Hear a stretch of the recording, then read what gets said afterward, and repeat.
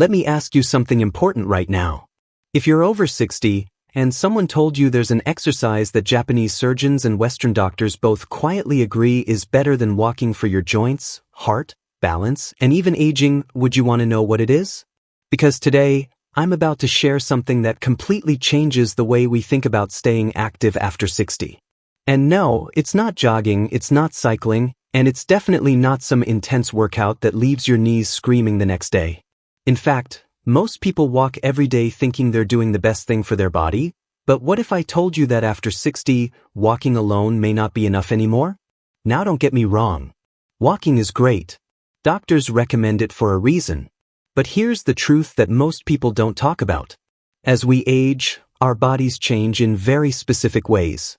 Muscle mass decreases, joints lose lubrication, balance becomes weaker, and reaction time slows down. Walking mainly moves you forward in a straight line. Life, however, does not. Real life requires side-to-side movement, rotation, balance, coordination, and controlled strength. And this is exactly where this one powerful exercise comes in. What's fascinating is that surgeons in Japan, especially those working with elderly patients, focus far less on how far can you walk and much more on how well can you control your body. At the same time, Western orthopedic and cardiovascular specialists have reached a similar conclusion through research and rehabilitation data.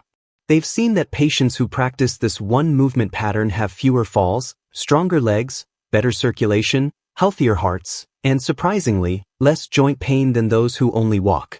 So what is this exercise? It's controlled squatting. Not heavy squats. Not gym squats. Not deep painful squats. I'm talking about slow, supported, controlled squats done the right way for aging bodies. Now I know what some of you are thinking. What? At my age? Absolutely. And I'll explain exactly why, and how this can actually be safer than walking when done correctly.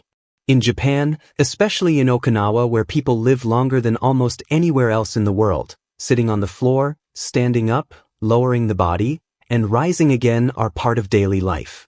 This simple movement maintains leg strength, hip mobility, and balance naturally.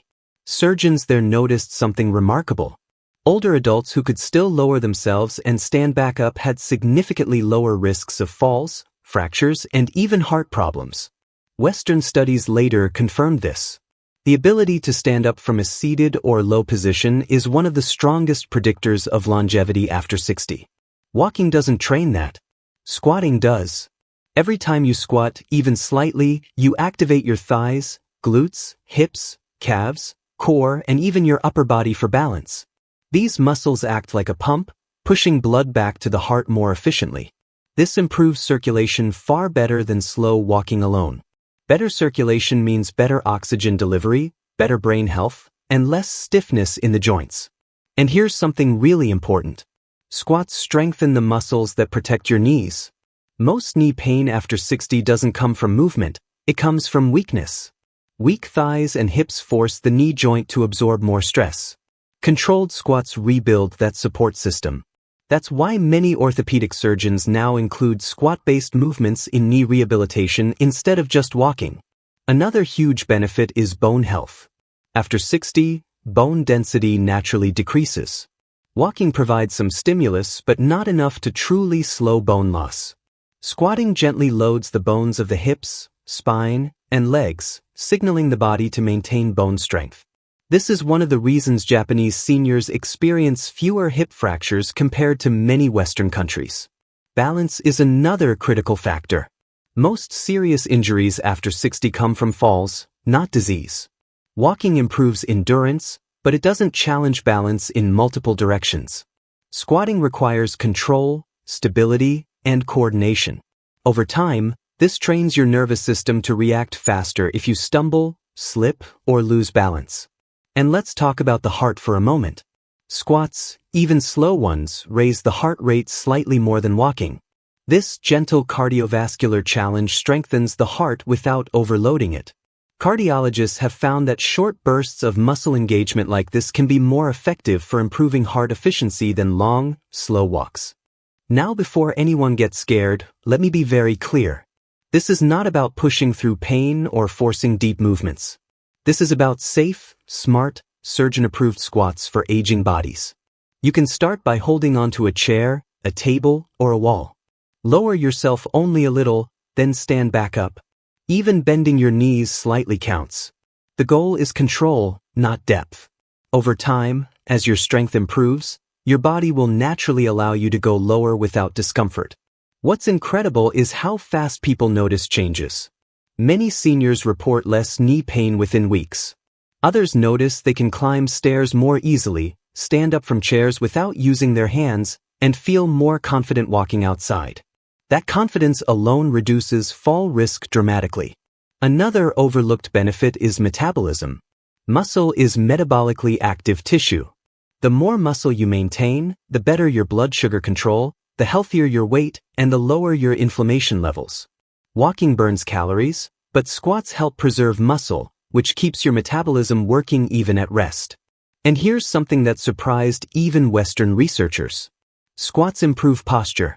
When you strengthen your hips and core, your spine naturally aligns better. This reduces back pain and improves breathing capacity. Better breathing means better oxygenation of the entire body. Japanese surgeons often say that the ability to lower and lift your own body is a sign of independence. Once that ability is lost, dependence increases quickly. Walking alone doesn't preserve that skill. Squatting does. Now I want to address a common fear. What if my knees already hurt? This is where most people misunderstand. Pain does not always mean damage. In many cases, it means weakness and stiffness.